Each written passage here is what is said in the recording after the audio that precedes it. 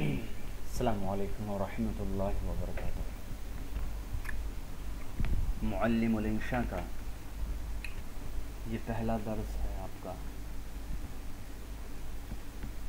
اس کتاب کو لکھنے کی جو خاص بات ہے اور اس کتاب کو پڑھانے کے پیچھے جو مقصد ہے وہ صرف اتنا ہے کہ جو کچھ بھی آپ نحو صرف کے اندر پڑھتے ہیں اس کی ایک مکمل پریکٹس ہو جاتی ہے، بہت اچھے انداز میں اس کی مشق ہو جاتی ہے، اور میرا یہ یقین ہے کہ اگر کوئی بھی طالب علم معلم الانشاء کے 2 جلد ہیں، اگر دونوں جلدوں کو بہت اطمینان کے ساتھ اچھے طریقے سے اگر پڑھ لے تو پھر عربی پڑھنے میں، عربی بولنے میں، عربی سمجھنے میں کبھی بھی اس کو کبھی کسی بھی قسم کی کوئی پریشانی انشاءاللہ کبھی نہیں آئے گی، کیونکہ اس کی جو ترتیب بنائی گئی ہے اس کتاب کی، وہ نحو کے ہر ایک چھوٹے بڑے ٹاپکس کے جو باریکیاں ہیں اس کو سامنے رکھ کر کے بنایا گیا ہے۔ مثال کے طور پر اگر مضاف مضاف الیہ والا چیپٹر آپ پڑھتے ہیں نحو کے اندر،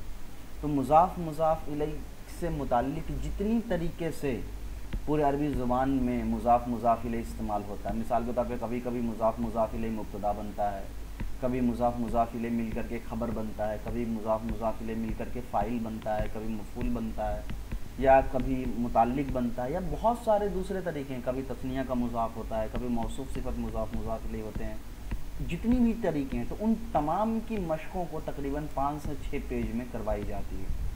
تو اس سے یہ فائدہ ہوتا ہے کہ اس کتاب کو اگر آپ مکمل پڑھ لیتے ہیں تو ہر ایک جو ٹاپک آپ نے نحو صرف میں پڑھا ہے، مضاف مضاف الیہ کا ہو، موصوف صفت کا ہو، مفرد مرکب کا ہو، واحد تثنیہ جمع کا ہو، معرفہ نکرہ کا ہو، وہ ساری کی ساری پریکٹس آپ کو اس میں ہو جائیں گی۔ تو اسی لیے یہ بہت زیادہ اہم کتاب ہے اور اس کو بہت پابندی کے ساتھ ضرور بنائیے، انشاءاللہ بہت فائدہ ہوگا۔ الدرس الاول مفرد، کلمہ اس کی قسمیں، کلمہ اور اس کی قسمیں۔ تو جو نحو کا طریقہ ہے، جو میں نے نحو پڑھائی ہے وہ تھوڑی ڈیفرنٹ ہے، یہاں نحو کی ترتیب تھوڑی الگ طریقے سے لکھی جاتی ہے۔ عربی میں جو کلمہ ہوتا ہے وہ 3 طرح کے ہوتے ہیں۔ جس لفظ سے کوئی بات سمجھ میں آئے اس کو نحو کی اصطلاح میں کلمہ کہتے ہیں، اور کلمے 3 قسم کی ہوتی ہیں، اسم فعل اور حرف۔ تو 3 طرح کے کلمے ہوتے ہیں، اسم فعل اور حرف۔ اسم کیا ہوتا ہے؟ ایسا لفظ جو ایک معنی بتائے اور اس کے اندر کوئی زمانہ نہ پایا جائے۔ فعل کیا ہوتا ہے؟ ایسا لفظ جو ایک معنی بتائے اور اس کے اندر کوئی زمانہ پایا جائے، کیا وہ ماضی ہو یا حال ہو یا مستقبل ہو، تینوں میں سے کوئی ایک زمانہ پایا جائے۔ اور حرف ایک ایسا کلمہ ہے جس کا نہ اپنا کوئی معنی ہوتا ہے، نہ اس کے اندر کوئی زمانہ پایا جاتا ہے۔ تو یہ تو میں نے مطلق تعریف بتائی، اب یہاں کی تعریف دیکھ لیجیے۔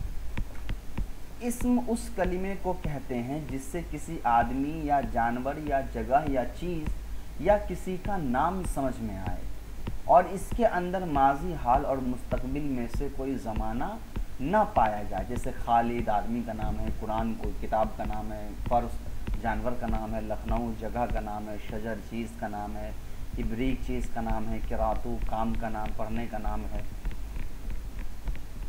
اب یہاں ایک ایکسٹرا بات انہوں نے حاشیے میں لکھی ہے کہ انسان کے منہ سے جو بات نکلتی ہے وہ چند مفرد الفاظ کا مجموعہ ہوتا ہے۔ چند مفرد الفاظ کا مجموعہ ہونے کا مطلب ہے کہ انسان کے زبان سے جو بھی باتیں نکلتی ہیں وہ بہت سارے چھوٹے چھوٹے کلمے مل کر کے ایک مکمل جملہ بنتے ہیں، جیسے بہت سارے چھوٹے چھوٹے ورڈز مل کر کے ایک پورا ایک سینٹینس، چھوٹے چھوٹے لفظ مل کر کے ایک پورا مکمل لفظ اور الفاظ اور جملہ بناتے ہیں۔ وہ اسی بات یہاں لکھ رہے ہیں کہ انسان جو کچھ بھی کہتا ہے وہ ایک ایک لفظ جو ہوتا ہے آپس میں جڑے ہوتے ہیں، اور تب جا کے وہ بہت بڑا مجموعہ جو ہے الفاظ بن جاتا ہے۔ اگر ان الفاظ کو ہم ایک دوسرے سے الگ کر دیں تو ہر لفظ مفرد کہلائے گا۔ جیسے راکبہ خالد علی الحصان، تو راکبہ ایک لفظ ہے، خالد 2 لفظ ہے، علی 3 لفظ ہے، حصان 4 لفظ ہے۔ تو ان 4 الگ الگ لفظ تھے، ان کو آپس میں جوڑ کر ایک مکمل جملہ بنایا گیا۔ اگر ان کو الگ الگ کر دے تو راکبہ الگ، خالدن الگ، الگ، حصان الگ ہو جائے گا۔ یہ ایک جملہ ہے جو 4 لفظوں سے مرکب ہے۔ اگر ان میں سے کسی ایک کو یا ہر ایک کو الگ الگ کر دے تو الگ الگ لفظ کہلائے گا مفرد اور مجموعہ کہلائے گا مرکب۔ تو یہاں انہوں نے مفرد اور مرکب کو سمجھایا मुफरद एक लफ्ज़ को कहते हैं, मुरक्कब एक से ज़्यादा लफ्ज़ को कहते हैं जो आपस में जुड़े होते हैं। अब आगे आ जाइए। फ़ेल उस कलिमे को कहते हैं जिससे किसी काम का होना या करना समझा जाए, साथ ही ये भी मालूम हो कि वो काम माजी, हाल, मुस्तकबिल तीनों ज़माने में से किस ज़माने में हुआ या होगा। जैसे करा उसने पढ़ा, यकराऊ वो पढ़ता है या पढ़ेगा। करा में ज़माना माजी और यकराऊ में ज़माना हाल और इस्तकबाल दोनों पाए जाते हैं। तो इसम और हर्फ के फ़ेल के माने पता चल गए। अब हर्फ का डेफिनेशन देखिए। हर्फ एक ऐसा कलिमा है जो अपने पूरे माने को बताने में दूसरे कलिमे का मोहताज हो, यानी जब तक इसके साथ कोई दूसरा कलिमा न मिले इसके माने पूरे तौर पर समझ में नहीं आते हैं। जैसे मिन से, इला मतलब होता है तक, फी मतलब होता है में।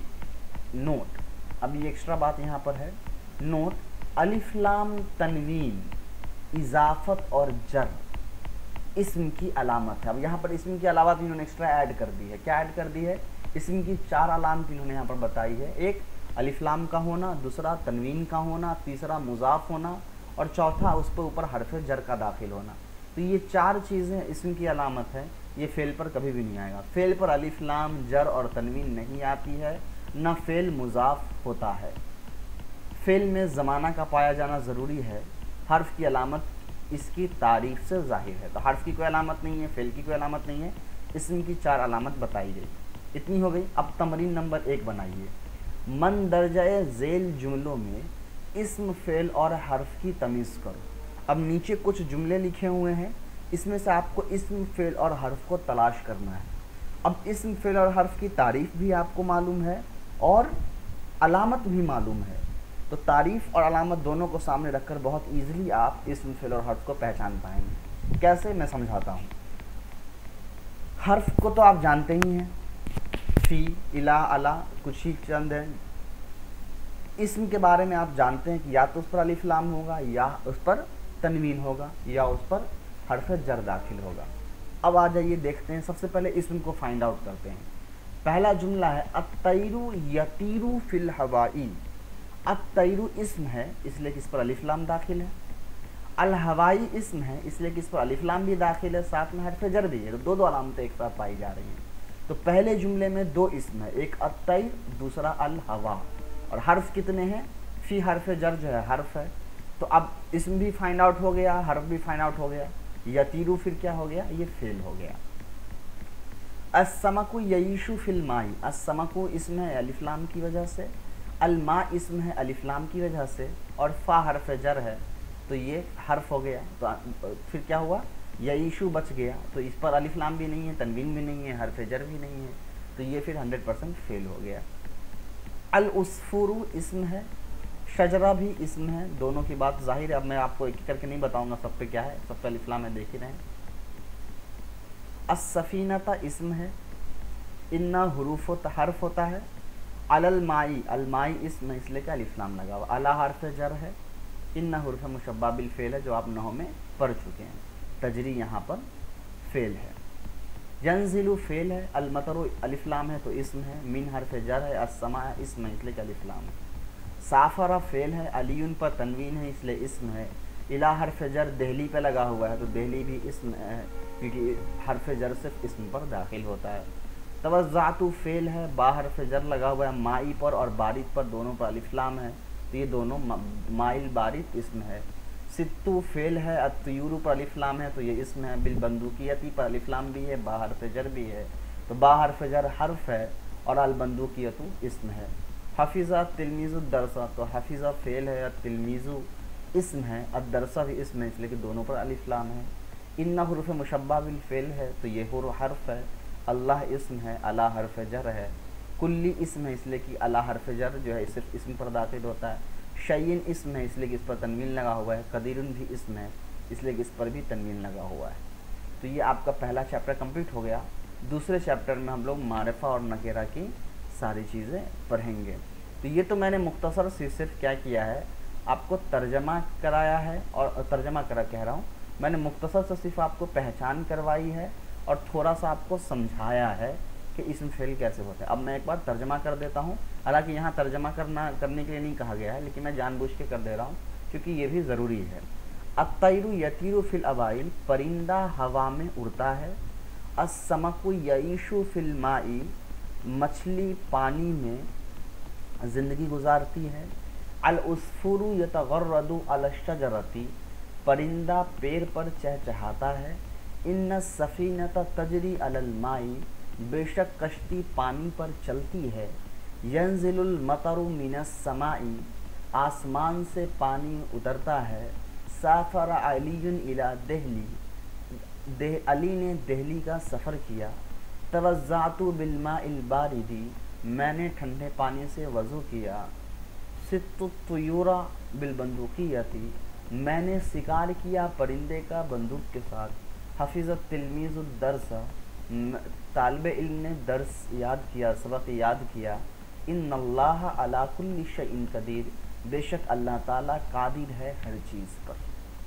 یہ ترجمہ ہو گیا، لیکن اس کے علاوہ انشاءاللہ آپ کو اس کے سولوشن بک بھی جائیں گے۔ السلام علیکم ورحمۃ اللہ وبرکاتہ۔